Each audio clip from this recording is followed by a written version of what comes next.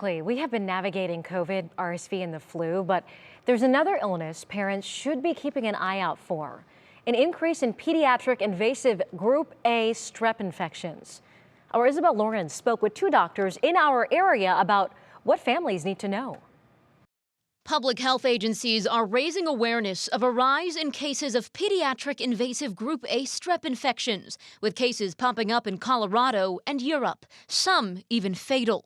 Strep A has been around in many different manifestations for a long time. Strep A is nothing new. It's the bacteria that causes strep throat and certain skin infections.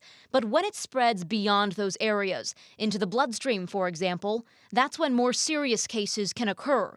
But Dr. Shelley Senders says those cases aren't common. None of us around here, as far as I know, have seen any of those cases. And my first comment is that people should not worry that just because their child has a sore throat that they're going to have this invasive type of infection. Dr. Amy Edwards also sees no reason to panic and emphasizes there's nothing new about strep this year. We're just seeing more of it.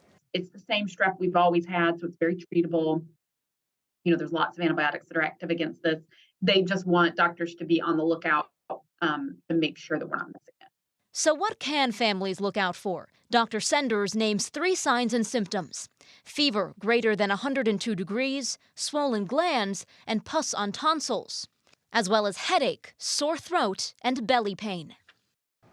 Again, both doctors emphasized not to panic about this. In a release last week, the CDC said the overall number of cases has remained relatively low, and these invasive infections are still rare in children, but they are investigating. Interestingly, the WHO says it's likely the increase in cases is associated with the recent increased circulation of respiratory viruses, which we've seen a lot of. And good words from the doctor that be aware, but don't panic. Exactly. All right, Isabel, thank you.